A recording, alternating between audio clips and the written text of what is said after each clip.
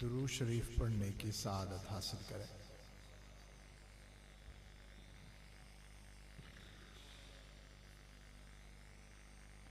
अल्लाहुम्मा सल्लि अला सय्यिदिना व मौलाना मुहम्मद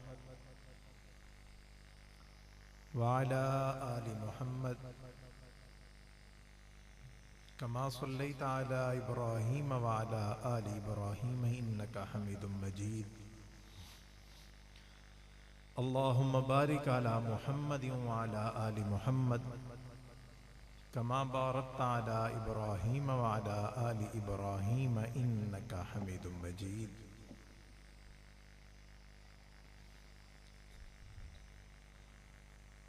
हुजूर आए तो सिर्र आफरी नशपा गई दुनिया। हुजूर आए तो सिर्र आफरी नशपा गई दुनिया। अंधेरों से निकल कर रोशनी में आ गई दुनिया।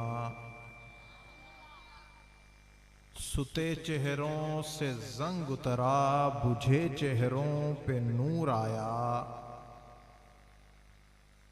सुते चेहरों से जंग उतरा, बुझे चेहरों पे नूर आया। हुजूर आए तो इंसानों को जीने का शऊर आया।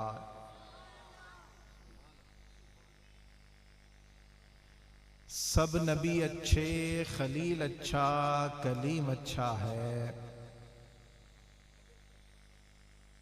सब नबी अच्छे, खलील अच्छा, कलीम अच्छा है।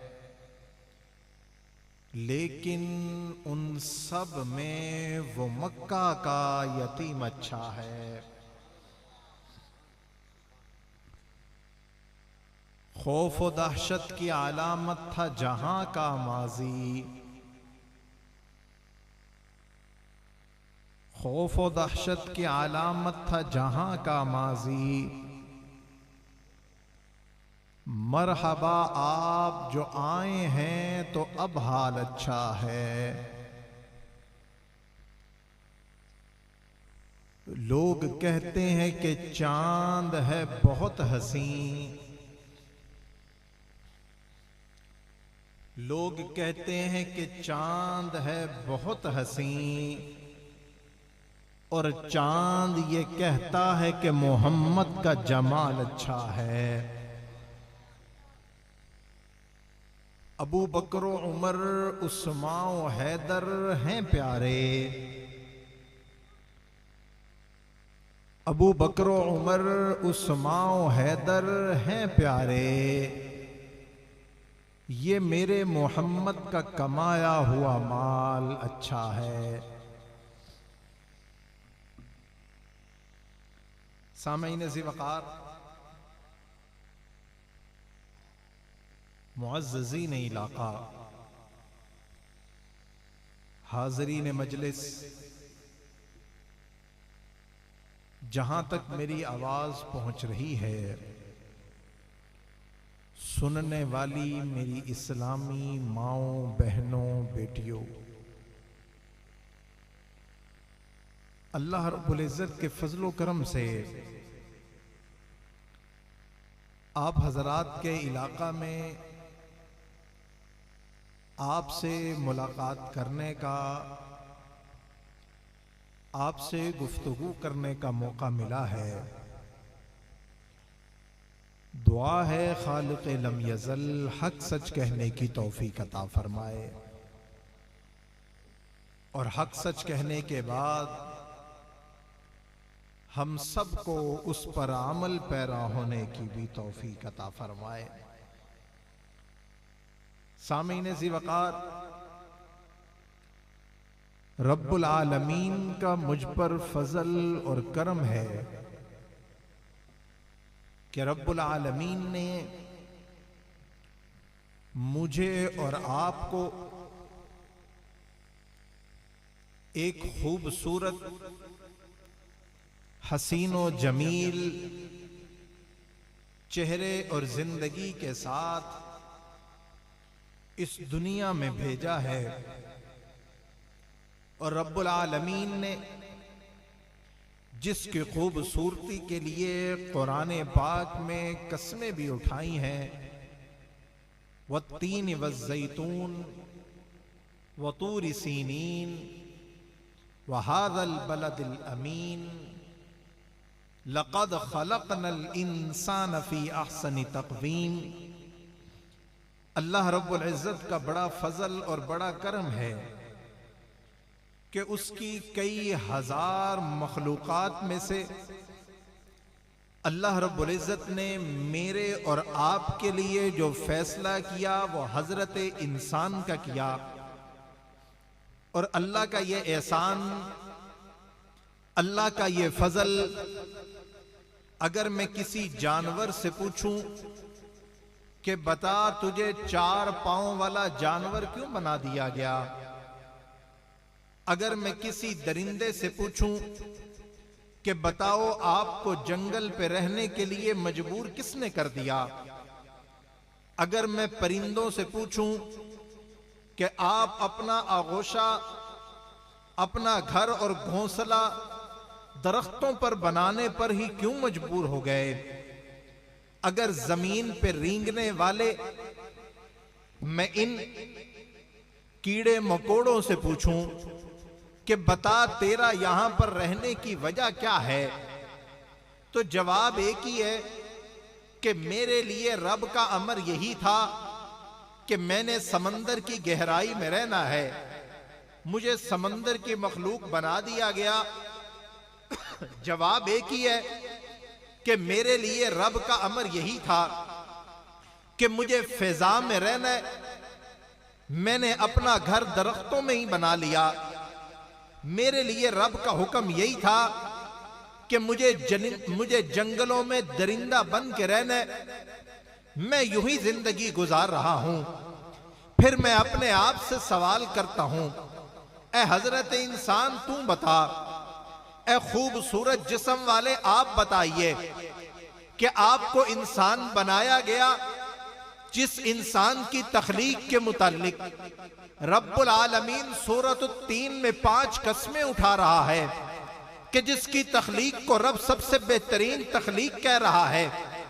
फिर बताइए तो सही, आपके इंसान बनने के पीछे कौन सी इबादत थी, आपके इंसान बनने के पीछे कौन सी ऐसी आपका सर झुकाना था कि जिसकी वजह से आपको समंदर में तैरने वाली मछली नहीं बनाया गया, आपको हवा में उड़ने वाला परिंदा नहीं बनाया गया, आपको जंगलों में रहने वाला कोई दरिंदा नहीं बनाया गया, बल्कि एक खूबसूरत जिस्म के साथ, एक ज़हीनो फतीन अकल के साथ और खूबसूरत जुबान की शीरी अल्फाज के साथ तुम्हें इंसान बना दिया गया है।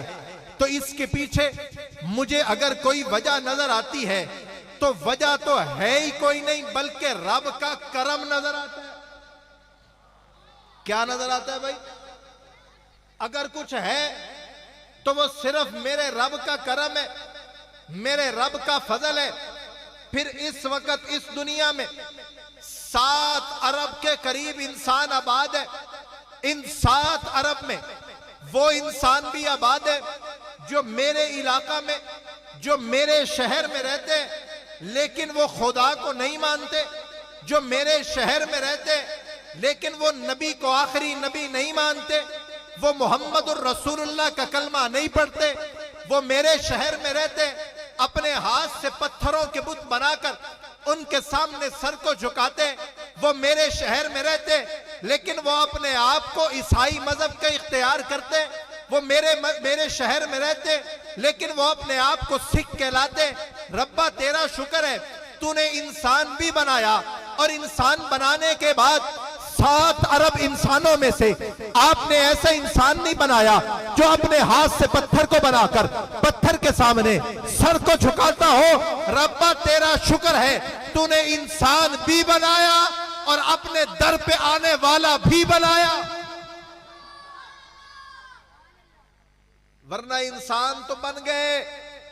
बनने के बाद आज भी दुनिया में, यूरोप के इलाका में वो देखने में गोरी चमड़ी वाले हैं, उनकी आंखों का रंग बड़ा ही खूबसूरत महसूस होता होगा। वो चमकीले और भूरे बालों के साथ दुनिया में आ गए, उनकी अक्लें हमसे तेज चलती होंगी। लोग यही कहा करते हैं कि जिसने मशीनरी बना ली उसकी अकल तेज चलती है। मैं कहता हूं जो रब को नहीं पहचान सका उसकी अकल का क्या फायदा। मैं कहता हूं जो नबी को नहीं पहचान सका उसकी अकल का क्या फायदा।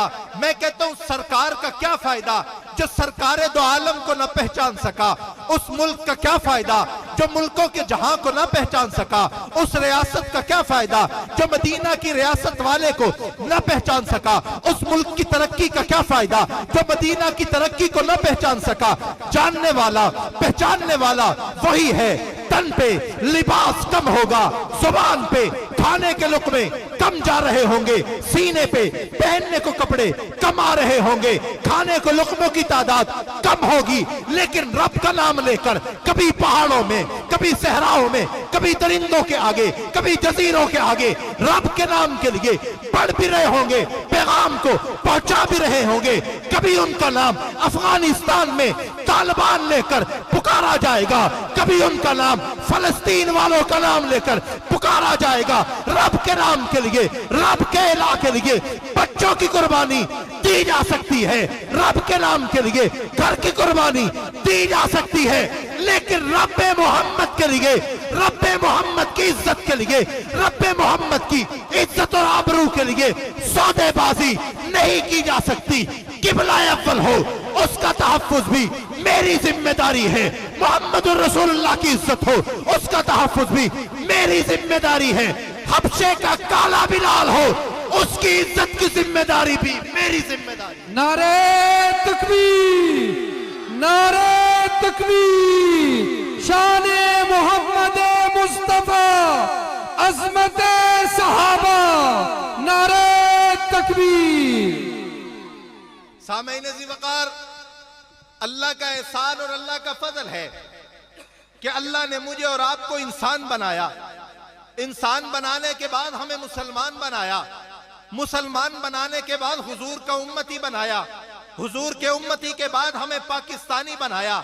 अगर आपको इस चीज का अंदाजा ना हो कि आप पाकिस्तान में बसते हैं और पाकिस्तानी होने का क्या फख्र है, तो जाओ यूरोप के मुमालिक में कलमा तो वो भी पढ़ेंगे, अपने आप को मुसलमान तो वो भी कहेंगे, लेकिन मुसलमान होने के बावजूद भी इस तरह का मजमा वहां इकट्ठा करना मुमकिन नहीं है। इस तरह से सदाओं को बुलंद करना मुमकिन नहीं है। इस तरह सना खानों का आना, नातिया कलामों का पढ़ना, अशार का पढ़ना मुमकिन ही नहीं है। रब्बा तेरा एहसान है, तूने मुसलमान बनाया। रब्बा तेरा इंसान है, तूने हुजूर का उम्मती बनाया। रब्बा तेरा एहसान है, तूने पाकिस्तान में पैदा कर दिया। रब्बा तेरा एहसान है, तूने अच्छे लोग अता कर दिए। रब्बा तेरा एहसान है, तूने अच्छे साथी अता कर दिए। रब्बा तेरा एहसान है, तूने अच्छी जमात अता कर दी। रब्बा तेरा एहसान है, तूने अच्छे जानने वाले अता कर दिए। रब्बा तेरा एहसान है, तूने अच्छा घर अता कर दिया। रब्बा तेरा एहसान है, तूने अच्छे माँ बाप अता कर दिए। रब्बा तेरा एहसान है, तूने अच्छे घर वाले लोग अता कर दिए। रब्बा तेरा एहसान है, कुर्बानी के लिए मेरे घर को चुन लिया। रब्बा तेरा एहसान है, कुर्बानी के लिए मेरे खानदान को चुन लिया। रब्बा तेरा एहसान है, कुर्बानी के लिए मेरी जमात को चुन लिया। रब्बा तेरे एहसान का शुक्र अदा करते रहेंगे, तेरे नाम की इज्जत के लिए, तेरे नबी नाम की इज्जत के लिए, मोहम्मद के नाम की इज्जत के लिए, अबू बकर के नाम की इज्जत के लिए, उमर के नाम की इज्जत के लिए, उस्मान के नाम की इज्जत के लिए, आयशा के नाम की इज्जत के लिए कदम आगे बढ़ते रहेंगे, तराने पढ़ते रहेंगे, दुश्मन का रास्ता भी रोकते रहेंगे इंशाअल्लाह। अगर कोई ये समझे कि इसके वालिद को शहीद करने के बाद, कोई ये समझे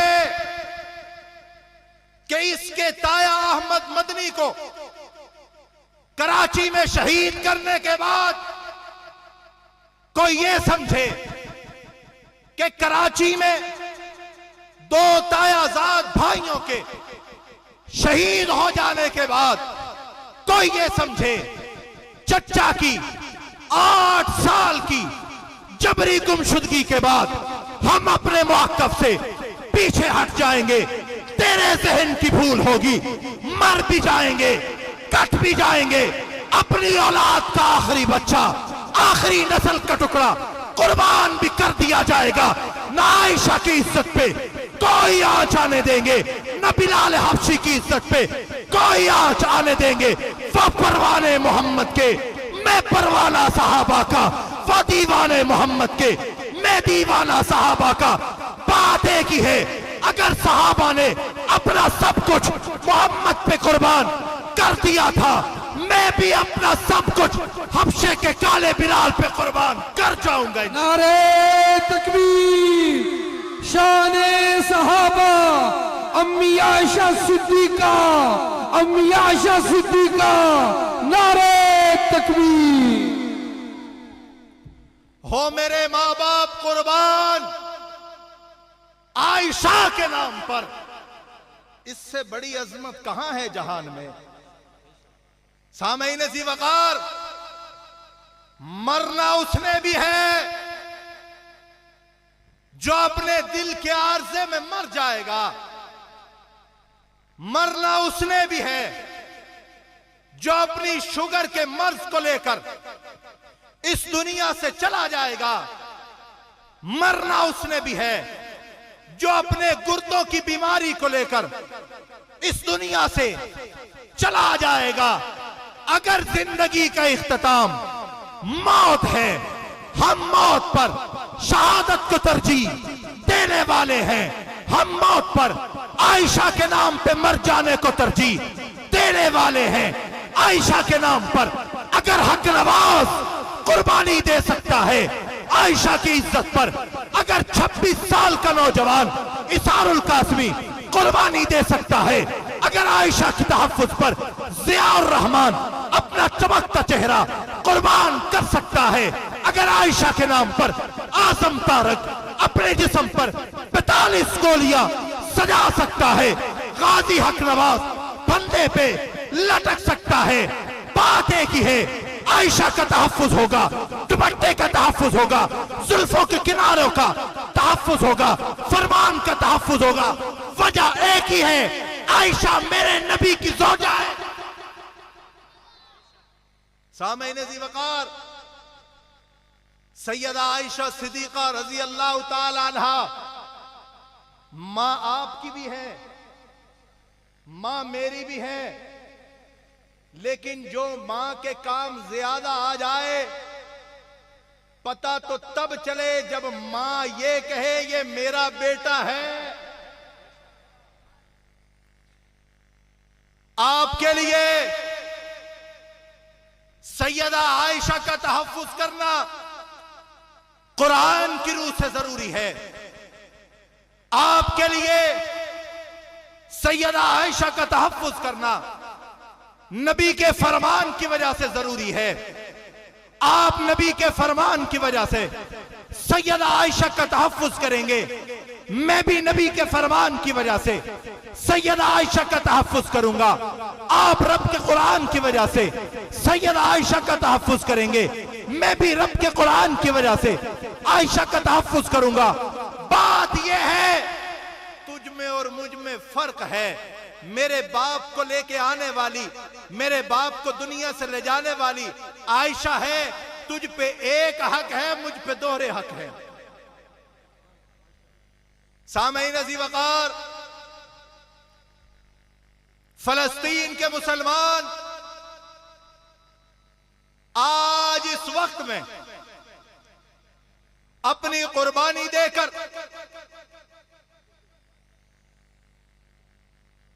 पुरानी याद को ताजा करते हुए आज रात के पहर में जब मैं अपने घर लौटूं, आप अपने घर को जाएं, घर का यही मंजर है कि आपका एक छोटा सा बच्चा जिसकी उम्र बमुश्किल 2 बरस हो, वो भी अपने कदमों पर भागकर बाप के पास आ जाए, आने के बाद बाप के सीने से लिपट जाए, लिपटने के बाद बाप के जुमले यही हों कि मेरे दिन की थकावट खत्म हो गई, मेरी मुशक्कत का असर खत्म हो गया। जब एक बच्चा मेरे सीने से लग गया, दूसरे ने मेरी टांग को आके लिपट गया, तीसरा मेरे हाथ को चूमने लग गया। आज आप अपने बच्चों को अपनी नजरों के सामने रखें। फिर फलस्तीन का वो बाप जो अपने बेटे को सीने से लगा रहा है, लेकिन तन पे सर कोई नहीं। फलस्तीन की वो मां जो बाजार में आकर ये कह रही है, मुझे मुबारक दो, मैं अपने 4 बेटे खुदा के दीन के नाम पे लगवा चुकी हूं। फलस्तीन की वो मां जो अस्पताल में डॉक्टरों का इलाज करते करते, डॉक्टरों के साथ मिलकर मरीजों का इलाज करते करते अचानक उस लाशे को देखे कि जिसके साथ उसका ममता का रिश्ता है। और इसके साथ अगर मैं आपको यह मिसाल भी देता जाऊं, आज फलस्तीन में आप ये मंजर तो देख रहे हैं कि 4 बेटों की कुर्बानी के बावजूद भी मां अल्हम्दुलिल्लाह के तराने अपनी जुबान पे सजाए हुए हैं। कराची की शारा में जब 4 भाइयों की शहादत बैक वक्त हो चुकी थी, फिर उसके वालिद को शुहदा डे पे बुलाया गया था। वो दीवाना वार कहता था, मुझसे पूछो मैं कौन हूं, मेरा तारुफ ले लो, मैं कौन हूं जिसने अपने 4 बेटों को सहाबा के नाम पे कुर्बान करवा दिया है। आ देख तो सही, जंग की धरती पे कौन था जिसको उल्टा लटका के छोड़ दिया गया, नीचे से आग को जला दिया गया, सुबह तक उसका दिमाग पिघलकर नाक से बाहर आ गया था। शहादतें उनकी भी हैं, शहादतों के रुतबे उनके भी हैं, सब जा रहे हैं, मरना सब ने है। कोई रब के नाम पे जाएगा, कोई नबी के नाम पे जाएगा, कोई अबू बकर के नाम पे जाएगा। बात तो यह है, कोई आयशा के नाम पे जाए, तुम्हें मौत मुबारक हो, तुम जमीन के लिए लड़े, मर गए, मैं आयशा के लिए लड़ूंगा, मर जाऊंगा। सामईन ज़ी-वक़ार, न सर झुका के जिए, न मुंह छुपा के जिए, सितमगरों की नजरों में नजरें मिला के जिए।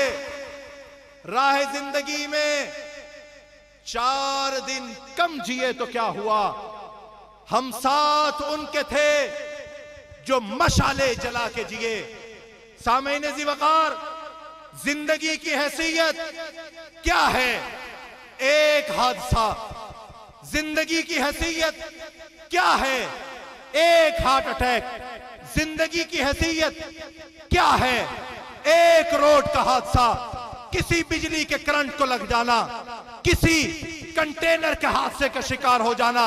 लेकिन मेरी जिंदगी अगर मेरे नबी के नाम पे ना लगे, क्या फायदा? अगर मेरी जिंदगी सहाबा के नाम पे ना लगे, क्या फायदा? अगर मेरी जिंदगी नबी के अज़वाज के नाम पे ना लगे, क्या फायदा? अगर मेरी जिंदगी आयशा के नाम पे ना लगे, क्या फायदा? नबी की जिंदगी वही थी जो सहाबा के लिए थी, सहाबा की जिंदगी वही थी जो नबी के लिए थी। नबी पे जिंदगी सहाबा ने लगाई, अजमतें पा गए। नबी पे जिंदगी सहाबी ने लगाई, अजमतें निराली हो गई। नबी पे जान लुटाई, लुदाइयां अलग हो गई। हजरत सुहेब ने नबी के लिए जान लगा दी है, अल्लाह ने अर्शों पे बुला लिया है।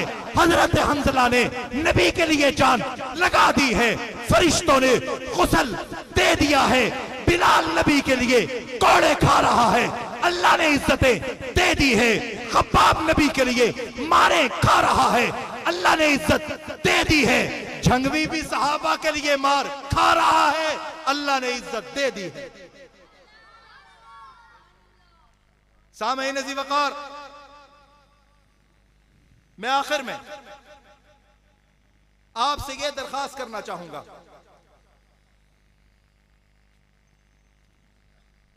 नमूसे सहाबा और अहले बैत के लिए हमारी जमात के 10,000 से ज्यादा शुहदा जिन्होंने अपने घर का नहीं सोचा बल्कि नबी के हरम का सोचा, और उनमें मौलाना हक नवाज जंगवी शहीद 22 फरवरी 1990 को जंग में अपने घर की दहलीज पर शहीद हो गए। यहां पर हक नवाज जंग शहर में शहीद हुए। उसी रोज जंग के एक शहर में 8 साल का बच्चा भी इसी तहरीक का हिस्सा बनता हुए उसे भी जामे शहादत नोश करना पड़ा। हक नवाज भी गोली का निशाना बना, ये नौजवान भी गोली का निशाना बना। अगर हक नवाज की अज़मत को सलाम किया जाता रहेगा, मैं इस बच्चे के मां बाप और इसकी कुर्बानी को भी सलाम करता रहूंगा। अगर हक नवाज के बाद हजारों जनाजे उठाने के बावजूद भी आज हम भी और उस बच्चे के मां बाप भी इसी बात पर खड़े हैं कि नबी की इज्जत का तहफ्फुज होना चाहिए, नबी की अज़वाज का तहफ्फुज होना चाहिए, नबी के असहाब का तहफ्फुज होना चाहिए। हम भी ये कहते हैं कि नबी की अज़वाज का तहफ्फुज भी हो, नबी के असहाब का तहफ्फुज भी हो, और कानून की सूरत में होना चाहिए। किसकी सूरत में हो? किसकी सूरत में हो भाई? आखिर में मैं आपसे अल्लामा इकबाल जो आज के नौजवान को कहना चाहता है, मैं आपसे कह के इजाजत चाहता हूं। हर मुसलमान रगे बातिल के लिए निश्तर था, उसके आईने हस्ती में अमल जोहर था, जो भरोसा था उसे कुव्वते बाजू पर था। है तुम्हें मौत का डर, उसको खुदा का डर था। बाप का इल्म बेटे को नगर अजबर हो, फिर पिसर काबिले मीरा से पिदर क्यों कर हो। अक्ल है तेरी सिपर, इश्क है शमशीर तेरी, मेरे दरवेश खिलाफत है जहांगीर तेरी। मां सिवा अल्लाह के आग है तकबीर तेरी, तू मुसलमान हो तकदीर है तदबीर तेरी। की मोहम्मद से वफा तूने तो हम तेरे हैं, ये जहां चीज है क्या लोहो कलम तेरे हैं। वाखिरु दावाना अनिल हम्दुलिल्लाहि रब्बिल आलमीन।